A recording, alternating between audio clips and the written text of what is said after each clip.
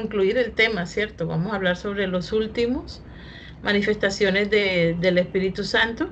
Entonces vamos a leer el pasaje en Gálatas, empezando desde Gálatas 5, empezando desde el versículo 19. eh,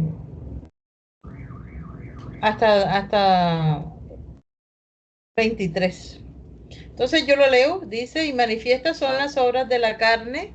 ¿Sí se escuchas? ¿Sí están escuchándome todas? Ok, vale, listo.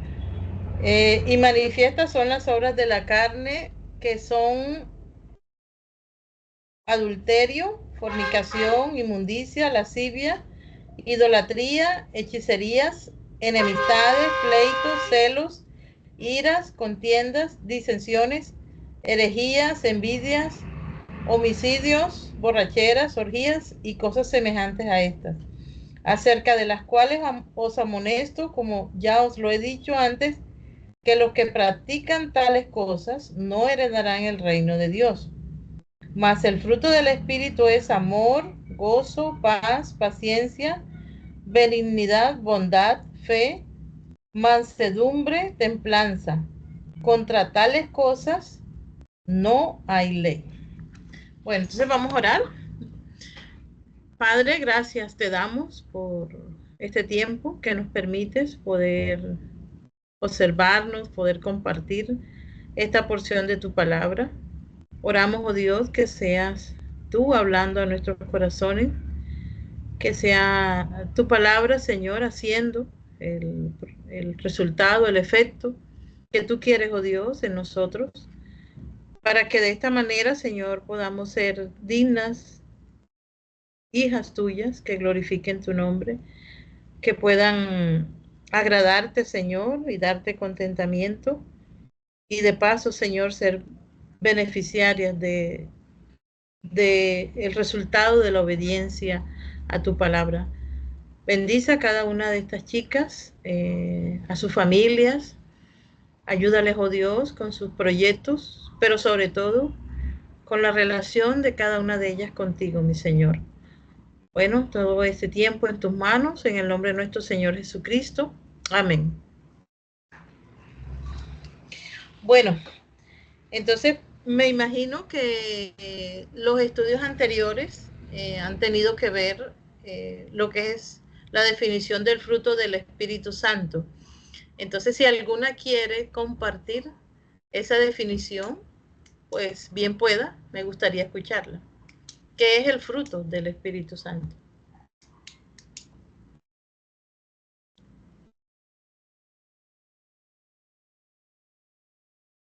No todas, una por una.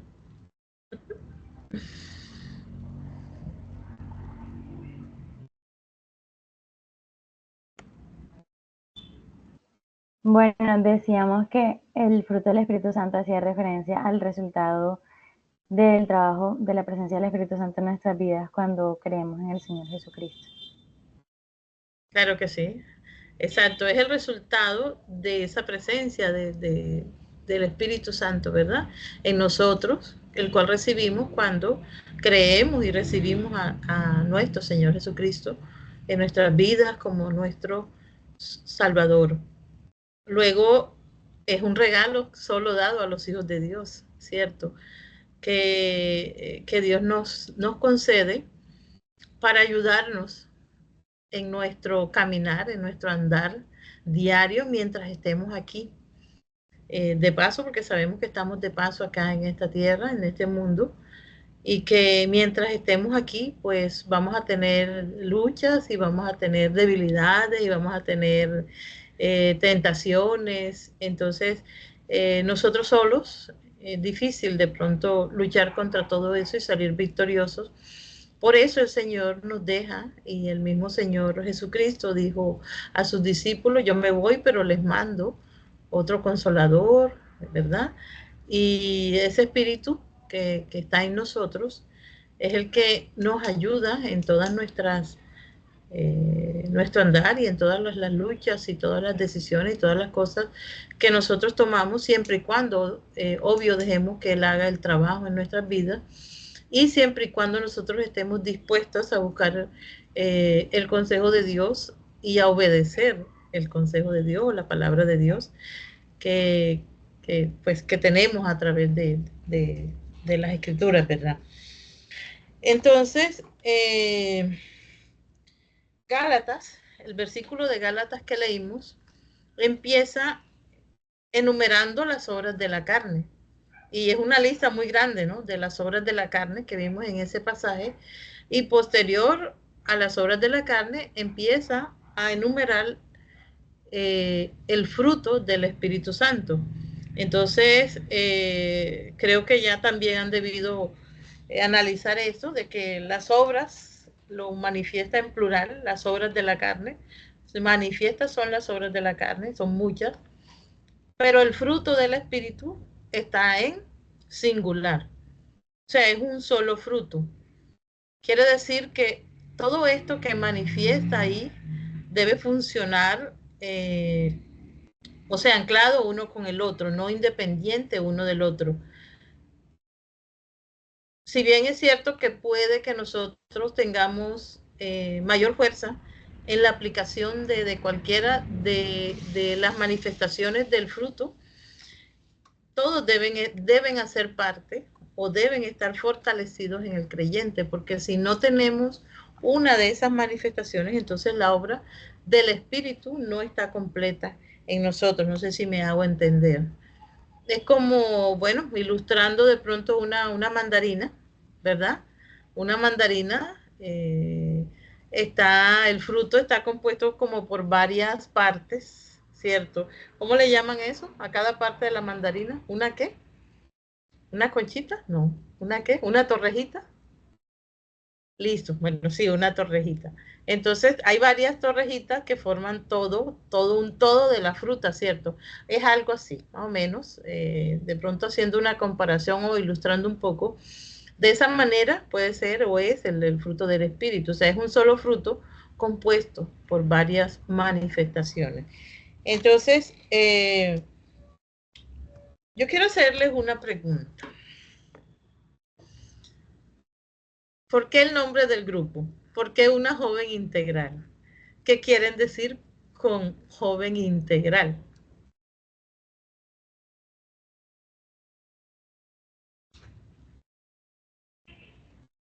¿A qué se refieren cuando hablan de una joven integral? A ver.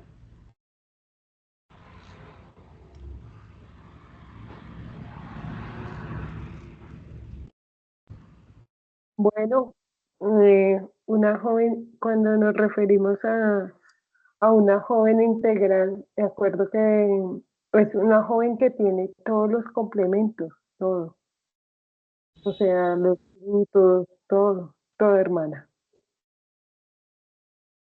Todos los complementos. A ver. Gaby, explícanos tú. Que eres la banderada. Bueno, cuando surgió el concepto de joven integral, lo que tratábamos de pronto de expresar con ese nombre es que es una joven que en las diferentes componentes de su vida o diferentes áreas, podría decirse, de su vida, se mantiene íntegra ante Dios. Entonces es más que todo eso, o sea, la integridad, pues el término como tal se refiere a integridad y la integridad hace referencia como a eso, ¿cierto? Al hecho de que en los diferentes aspectos de mi vida yo pueda reflejar a Cristo, como algo así. En los diferentes aspectos de la vida de ustedes. Bueno, algo muy similar es la manifestación del fruto del Espíritu. Se trata de que se manifiesten todos esos aspectos en nuestra vida. O sea, no uno solo, sino un complemento. Y todos deben trabajar anclados para poder manifestar esa obra completa y perfecta que Dios quiere hacer con nosotros, con cada uno de nosotros, de sus hijos e hijas, ¿no? Entonces, de esa forma se debe dirigirse o debe vivir una joven o un joven o una mujer o un hombre, cualquier hijo de Dios debe vivir dirigidos por el Espíritu Santo. Entonces, para que pues se cumpla el propósito que tiene Dios para con nosotros. Se me pidió que hablara de la fe, de la mansedumbre y de la templanza. Entonces, bueno, vamos a mirar un poquito lo que es la fe. Hay una definición que nosotros manejamos muy bien, la de Hebreos 11. ¿Cuál es? ¿Quién se la sabe? La definición de fe.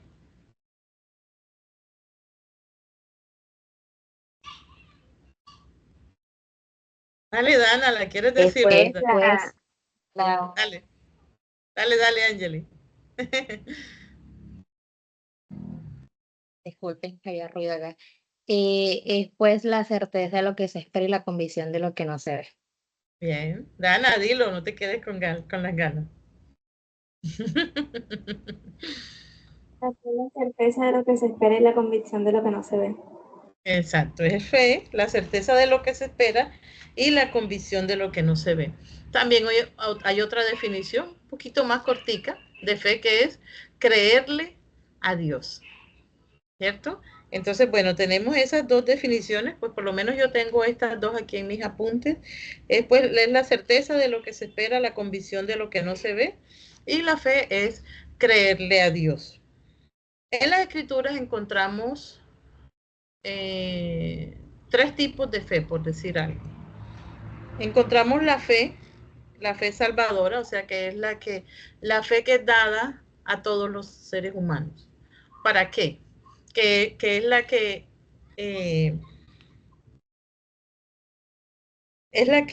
bueno, el Señor envía para depositarla en todas las personas con el fin de que crean en nuestro Señor Jesucristo. El hombre tiene la disposición de recibirla o no, de creer o no. Esta es la fe que aplica para salvación. El propósito es para que se crea en el Señor Jesucristo y de esa manera podamos ser salvos, ¿cierto? Sabemos todos que pues la fe, la salvación es por la fe en nuestro Señor Jesucristo. Ese es un tipo de fe. Pero también está la fe, también habla de la fe como un don en otro pasaje, y está la fe como el fruto del Espíritu Santo. Y como ya les había dicho, este es un fruto dado solamente a los creyentes, es un privilegio solo dado a los creyentes.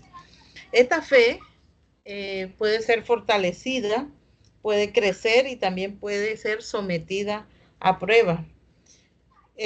También encontramos niveles de la fe. Y entonces encontramos un primer nivel que es la poca fe. Y bueno, yo creo que todos debemos acordarnos del pasaje en donde el Señor camina sobre las aguas, ¿cierto?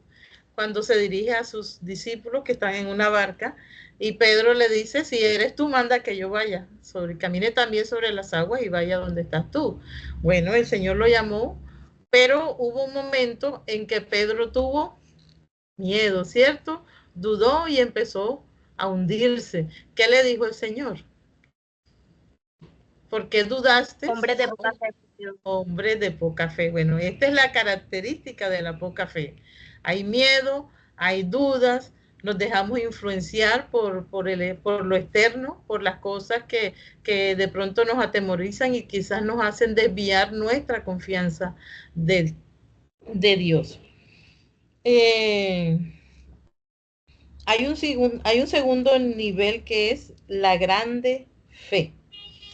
Y para esta grande fe, esta definición de esta grande fe, tengo el pasaje que está en Mateo 15, 28. Bueno, el de Pedro es Mateo 14, 31. No sé si quieren anotarlos. Si hay algún pasaje que no di, entonces pues yo se lo repito. Creo que no. Bueno, el de poca fe, Mateo 14, 31. Y la grande fe es Mateo 15, 28. Este es el pasaje que habla de una mujer de Canaán que le pide al Señor que sane a su hija porque es atormentada por un demonio. Y el Señor Jesucristo le dice, no soy enviado sino a los hijos de Israel. Y ella le dice, Señor, y ella le dice, es más, el Señor usa un apelativo un poco, no sé, discriminatorio con ella, aunque creo que el Señor sabía, ¿verdad? La fe que esta mujer tenía. Cuando le dice, no es lícito dar la comida de los hijos a los perrillos. Entonces, la mujer, esa madre angustiada por su hija, le dice, sí, señor, pero aún los perrillos comen de las migajas que caen de la mesa. Entonces, esta respuesta de esta mujer despertó en el Señor un sentimiento grato y le dijo, oh, mujer, grande es tu fe. Entonces, qué características tendría esta grande fe? Es una fe que persevera y que confía, que sabe perfectamente a quién está pidiendo las cosas. Entonces, esta es una grande fe. Y hay otro nivel de la fe que es la fe, la perfecta fe. Entonces, bueno, esta perfecta fe creo que podemos aplicarla al mismo Señor Jesucristo, ¿verdad? El caso en que él fue, por ejemplo, les hablo del pasaje en que él fue a comer higos de la planta y no había. Y ella le dijo, nunca más produzca fruto. Y la planta se secó. Entonces, esto fue de mucha sorpresa para sus discípulos, que cuando vieron que la planta no. Entonces, él les dijo, si tuvieran fe, como el grano de mostaza, ¿verdad? Ustedes le dirían a la montaña, muévete, y eso se hace. Entonces, bueno, esta es una perfecta fe, que es la que nosotros definitivamente es a la cual tenemos que aspirar, ¿verdad? ¿Cómo lo logramos? Entonces, bueno, hay un sí, bueno, sí, pero ¿cómo? ¿Cómo logramos nosotros tener esa fe? Hay un primer paso, y creo que es el más básico y el más importante. Implica confiar plenamente en Dios. Implica entender, no solo de conocimiento, sino de convicción, que nosotros tenemos un Dios grande, que tenemos un Dios poderoso y que tenemos un Dios sabio, absolutamente sabio, que tiene pensamientos de bien y no de mal para nosotros, y que Él seguramente nos va a dar lo que convenga a nuestras vidas, ¿verdad? Pero debemos creerle. Entonces, esta es la perfecta fe. Debemos permanecer fieles a Él y su palabra. O sea, la fidelidad, aunque bueno, aunque realmente todos los nosotros... de Masterchef y Lenia no está. ¿Cómo? ¿Me hablaba? ¿Alguna me hablaba? No. No, bueno, listo. Entonces, tenemos que permitir que su palabra moldee nuestros pensamientos, nuestras obras y nuestras acciones, porque esta va a ser la guía que nosotros vamos a tener para saber, ¿verdad? Cuál es el nivel o en qué momento, en qué aspectos de nuestra vida, en qué situaciones nosotros, bueno, en todas las situaciones podemos confiar en Dios, ¿verdad? Pero es la palabra de Dios lo que nos guía a saber si es verdaderamente lo que conviene o lo que no conviene, lo que Dios quiere o que no quiere que hagamos. ¿Ya me explico? Entonces, es otra forma de cómo nosotros podemos ir adquiriendo esa fe. Otro punto que nos ayuda en este propósito de conseguir esa fe es, definitivamente tenemos que darle espalda a todo lo que no le agrada a Dios y seguir confiando en sus promesas. A veces, bueno, luchamos en nuestras propias fuerzas y a veces somos tercos también en querer persistir en algo que es claramente lejos de la voluntad de Dios, no sé, por decirles algo. Entonces, bueno, hay cosas que nosotros sabemos que no convienen, por ponerles un ejemplo. Hay cosas que nosotros sabemos que no convienen, pero que persistimos en eso. Entonces, bueno, hay que darle la espalda a esas cosas que no convienen y seguir confiando en que Dios va a cumplir sus promesas. Entonces, bueno, yo creo que hasta aquí voy a tratar de ser muy breve para que les dé tiempo de hacer las otras cosas que ustedes hacen, no sé. Entonces, hasta aquí está la fe. No sé si queda claro o hay alguna pregunta con respecto a la fe.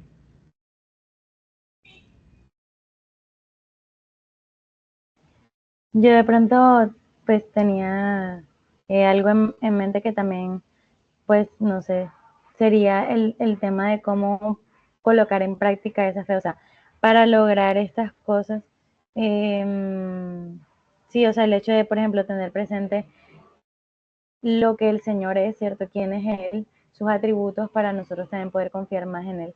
Pero de pronto en nuestro día a día, a veces yo creo que hay situaciones que nos hacen que eso se dificulte, pues. Entonces, no sé, de pronto algún consejo o algo así que pueda servirnos para esas situaciones en las que, por ejemplo, como Pedro, confiamos, pero ya luego dudamos. Bueno, miren que hay una situación precisamente en ese pasaje muy interesante.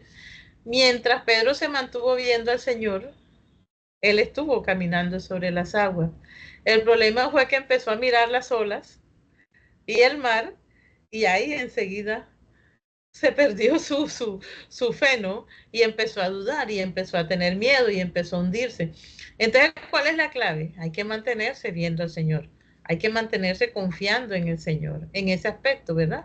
De nosotros poder tener fe en las cosas.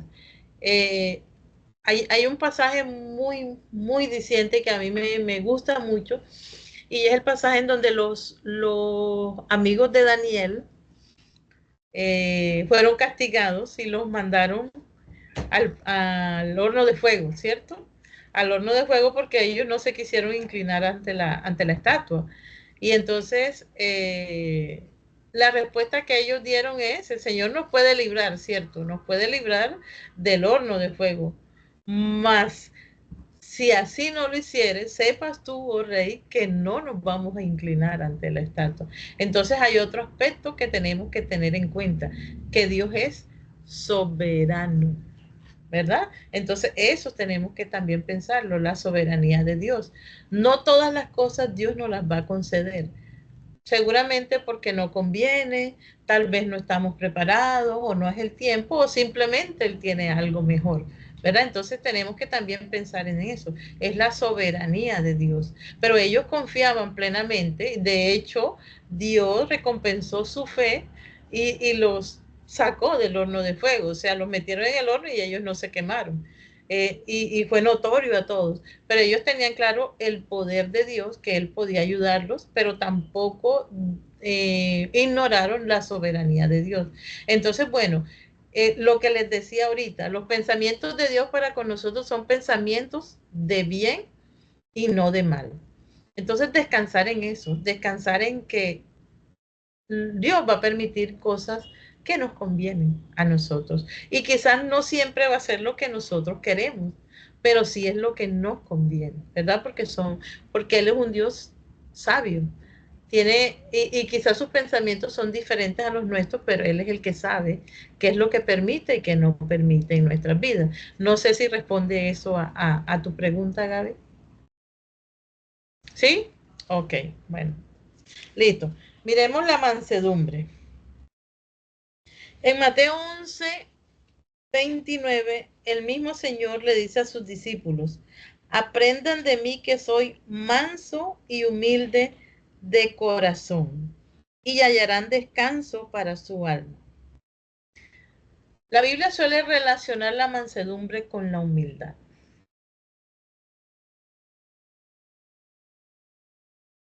Y la mansedumbre está muy lejos de manifestar o de ser debilidad o cobardía. O sea, hay un dicho muy popular, ¿verdad? Que nosotros solemos usar. Bueno, yo a veces lo uso. Y es que nosotros somos mansos, pero no mensos, ¿verdad? Entonces, a veces se suele relacionar la mansedumbre con cobardía o debilidad y no se trata de eso. Está muy lejos de eso. Antes, por el contrario, la mansedumbre implica una gran fuerza interior. Y bueno, yo creo que eso lo podemos experimentar nosotras todas. ¿Cuántas veces no nos han hecho coger rabia? Muchísimas, ¿verdad? ¿Cuántas veces nos han hecho cosas que quisiéramos ahorcar a la otra persona, ¿verdad? ¿Cierto, Dana? O Gaby, no sé, Carolina, no sé. Yo creo que todas hemos pasado por eso, pero de eso se trata la mansedumbre. ¿De qué se trata? Se trata de la fuerza interior capaz de controlar los impulsos del ser humano, como la violencia, como el egoísmo o la arrogancia, Dios mío, no me sale bien esa palabra, la arrogancia. Es una actitud de obediencia y amor hacia Dios y también de amor hacia el prójimo. Entonces, mira, de eso se trata, o sea, de pronto yo renuncio a algún privilegio mío por beneficio de mi hermano, ¿verdad? O de pronto contengo algún deseo que tengo de algo porque, bueno, quizás va a ser de tropiezo para mi hermano. Entonces, más o menos algo así se trata de la mansedumbre. Entonces, sí, pero ¿cómo? Bueno, entonces ahí van los títulos. Hay que tener la disposición a ceder los propios derechos por amor a los demás o en provecho de otros y teniendo una actitud humilde y tierna de querer ayudar en vez de querer ser superior, ¿verdad? Entonces a veces de pronto el querer hacerle ver una falla a otra persona no es tanto mansedumbre sino orgullo. Y entonces, bueno, porque es que tú fallas en esto, en esto, en esto, y tú haces esto, esto, esto. Entonces es más humillarlo que ayudarlo. No se trata de eso, se trata de que si de pronto se le va a dar un consejo, se le va a dar un consejo de una forma adecuada, de una forma de pronto tierna con algo más de tacto, no para avergonzar, es para ayudar. De eso se trata la mansedumbre. ¿Hasta aquí alguna pregunta o algo que no queda claro?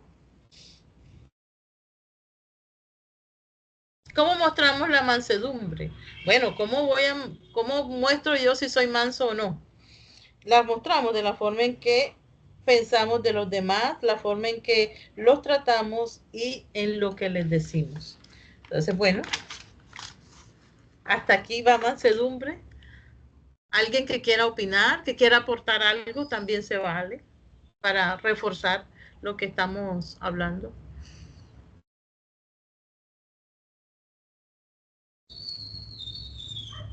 Yo diría que de pronto también resaltar que la mansedumbre va acompañada de la sabiduría, porque se necesita como de sabiduría para poder hacer todo esto, pensar bien de otros, hablarle bien a otros y actuar bien respecto a los demás.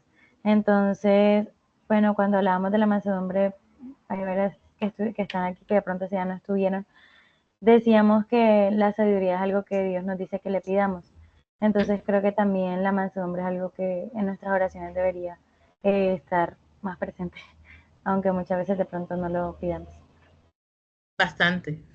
De hecho, creo que debemos pedirlo mucho, mucho, mucho, para que nosotros podamos manifestar que somos hijos de Dios. Sí.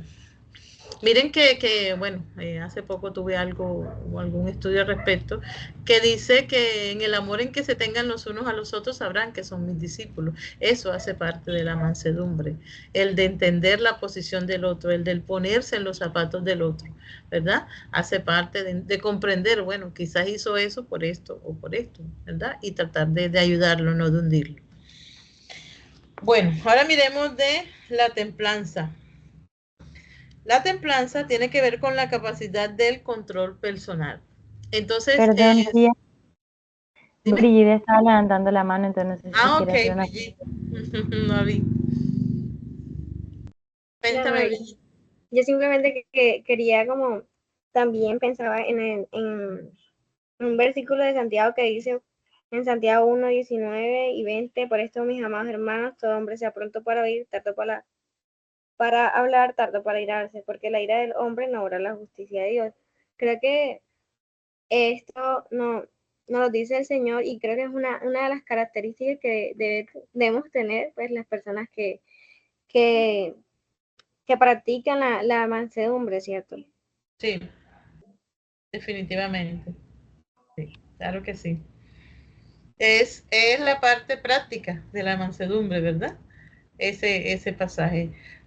Pronto para oír y tardo para irarse. Bueno, listo. Bueno, hablemos de la templanza. Bueno, si la mansedumbre se refiere al control, al control de nuestro, pero en beneficio de la otra persona, la templanza también habla de un control, pero en beneficio propio. ¿Ya? Entonces, la templanza tiene que ver con la capacidad de control personal. Palabras como moderación, restricción, autodisciplina y autocontrol describen la práctica de la templanza. La templanza regula, según la razón y la fe, la atracción de los sentidos hacia el placer. Un ejemplo, me gustan mucho los dulces. A quien no, ¿verdad? Bueno, hay quienes no les gustan los dulces. Pero los dulces en exceso me van a enfermar, ¿verdad? Entonces, ¿en qué aspecto obra ahí la templanza? En que yo me voy a comer una pequeña porción de dulce que no me va a afectar, ¿ya? Y voy a tener el control o el dominio de no comerme exageradamente la cantidad de dulce que me va a enfermar o me va a hacer daño. Un ejemplo, por ponerles un ejemplo, pero hay muchas cosas que a nosotros tienden a dominarnos y que a nosotros se nos hace difícil poder controlar. Ahí aplica la templanza, en poder nosotros ponerle un alto a las cosas que no nos hacen bien, en decirle no a lo que no nos conviene y en moderar lo que de pronto en exceso también nos va a hacer daño. Dice, la templanza para el cristiano se trata de resistir la tentación de quebrantar la ley de Dios. Y hay cosas que de pronto a los ojos de nosotros no es malo, ¿no? Pero miren que hablando de pronto de la comida, la gula es mala, porque nos domina eso, ¿verdad? La ansiedad o el deseo de estar comiendo. O de pronto el amor al dinero. ¿Es malo tener dinero? No, ¿verdad? Porque lo necesitamos para las cosas. Pero es malo si nos volvemos esclavos del dinero, ¿verdad? ¿Qué otro ejemplo les podría poner? Bueno, la tecnología, los teléfonos bueno, está tan de moda y que muchos de nosotros nos pasamos todo el día prácticamente mirando más el teléfono que a nuestra familia. Entonces, bueno, ¿es malo? En cierto sentido, no, porque pues mira que lo podemos usar hasta para hablar a la distancia, ¿cierto? Y compartir la palabra de Dios, ¿verdad? Pero si nos esclaviza, ya es malo. Entonces se trata de poder poner un límite y de tener el dominio, el control de esas cosas que quizás nos pueden hacer daño. ¿Estoy transmitiendo la idea o no está claro? ¿Sí o no? Bueno, la templanza nos ayuda a reconocer cuáles son nuestras necesidades reales y cuáles son las necesidades creadas a partir de los deseos inagotables. Entonces, ¿quién me dice una necesidad real? A ver, un ejemplo.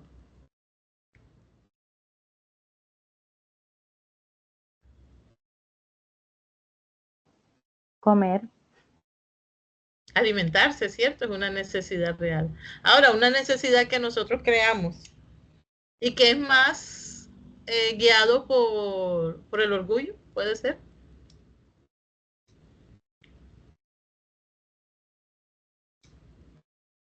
Ganar todo el tiempo puede ser una. Ganar todo el tiempo. Bueno, ganar en todos los aspectos, ¿qué? ¿Un juego o qué? Ay. Sí, yo tengo que ganar porque yo me pierdo. Personas que necesitan ganar demasiado, o sea, no pueden perder en absolutamente nada. Entonces. Ajá, Exacto. Pues sí, claro. No nos vamos a morir porque perdemos un partido, ¿verdad? De fútbol, ¿no? ¿Verdad? Ajá, exacto, sí. Esa es una necesidad creada, ¿verdad? Porque en perder también se aprende. ¿Qué otra cosa? No, que tengo que tener el teléfono de última moda. El último que salió lo tengo que tener porque si no, uy, no, qué oso, ¿verdad? No, no, no necesariamente, ¿cierto? Entonces, bueno, hay cosas, hay necesidades que son creadas, pero guiadas por nuestro orgullo, por nuestra vanidad. Entonces, ahí es donde tenemos que aplicar la templanza. Hay cosas que no son necesarias y que no nos vamos a morir si no las tenemos. Entonces, de eso se trata la templanza. ¿Qué más les digo? La templanza significa aprender a decir no a lo malo y mantener equilibrio y moderación a lo que se hace o se consume. Bueno, vamos a poner un ejemplo de templanza. José y David. Miremos ahí, ¿qué pasó ahí? José tuvo una tentación, ¿verdad? Muy fuerte, ¿cierto? Era acosado. Eh, y miren que José le dice a la esposa de Potifar, el Señor nada de lo que está aquí me niega solamente a ti, ¿cierto? Y bueno, le tocó huir, a veces nos va a tocar huir, ¿vieron? Cuando veamos que no tenemos fuerza, bueno, huyan, huimos para no poder, para poder tomar control de las cosas. Eso hizo José, porque entendió que no tenía la fuerza suficiente para poder controlar esa situación en la que estaba viviendo y por eso huyó. Hizo uso de la templanza. Él entendió que no le convenía, que era malo. ¿Qué pasó con David? David sucumbió ante la tentación, ¿cierto? Ni siquiera pensó si le convenía o no, si era bueno o si era malo. Él simplemente actuó guiado por su deseo, por el deseo de satisfacción propia, más nada. Entonces, eso es un ejemplo de tener templanza en José y de sucumbir ante la tentación de David. Bueno,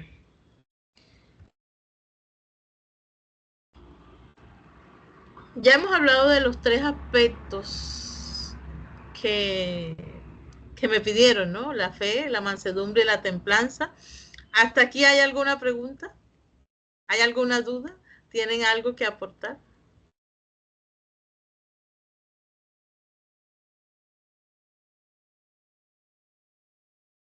Bueno, sí, yo estaba pensando, bueno, cuando habló acerca de la templanza, he mencionado varios aspectos, varias acciones, pero yo pensaba también en la moderación al momento de hablar, eh, cómo nos, cómo nos expresamos, qué palabras utilizamos para referirnos a ciertas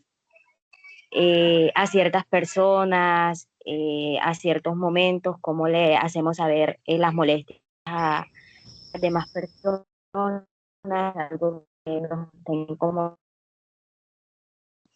y bueno, sí, como en- al momento de hablar. Sí.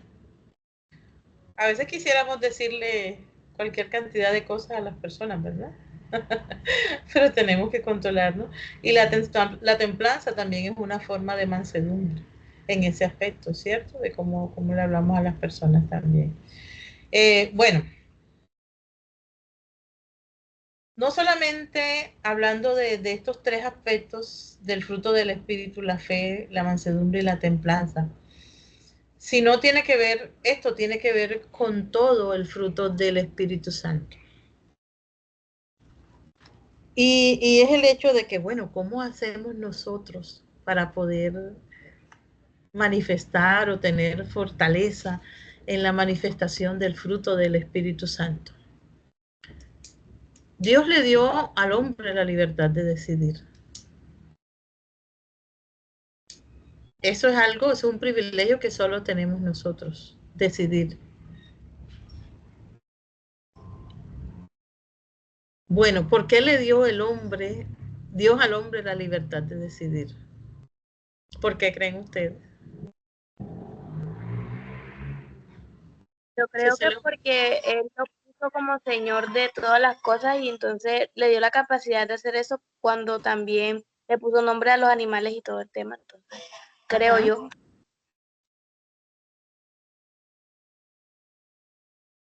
¿Cuándo? Ajá. ¿Pero por qué? ¿Para qué? Por ejemplo, le cambio la pregunta. ¿Para qué?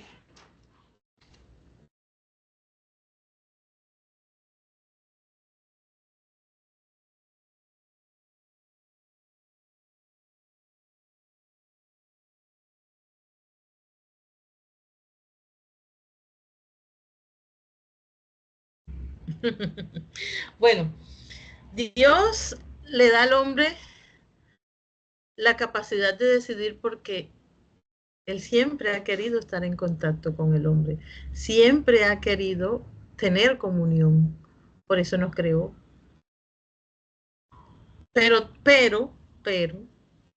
eh, Él no quería robot o no quería obligarnos, ¿verdad? O sea, es como feo, ¿verdad? Que de pronto te obliguen a que me tienes que amar, ¿no? ¿Verdad? Tienes que hablarme, tienes que quererme, tienes que andar conmigo, ¿no? Él dio la capacidad al hombre de tomar esa decisión.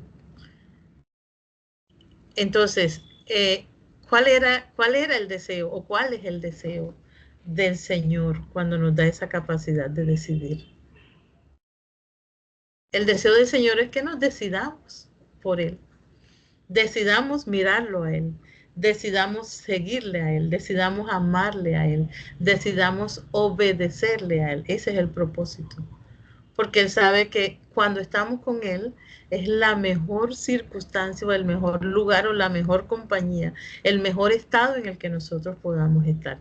Bueno, de eso se trata cuando nosotros quisiéramos tener la manifestación del fruto del Espíritu Santo, quisiéramos ver reflejado en nuestra vida ese fruto del Espíritu Santo, tomar esa decisión. ¿Qué decisión? Amar a Dios, seguirle a Dios, obedecer a Dios. Son las dos partes claves o son los dos aspectos claves para nosotros poder manifestar y decir, wow, qué fruto del Espíritu tengo yo. De eso se trata. Decidir mirar a Dios y decidir obedecer a Dios. Eso le funcionó a Pedro en el momento en que estaba en el agua. Mientras se mantuvo mirando al Señor Jesucristo, ahí estaba, caminando sobre el mar. Apenas quitó la mirada de él, se hundió. ¿Verdad? Cuando José decidió no ofender a Dios y huir, fue agradable a Dios, ¿verdad? Pero cuando David decidió ignorar a Dios, ¿qué pasó? Fue un desastre, ¿cierto? Y tuvo que vivir las consecuencias de eso. Bueno, se trata de decidirse por Dios y se trata de obedecer a Dios. Es la clave. Lo demás, bueno, sí, se van viendo en las circunstancias que nosotros vayamos viviendo. Entonces, pues, creo que hasta aquí era todo lo que tenía que comentarles, que decirles. Y pues creo que pues haya sido de ayuda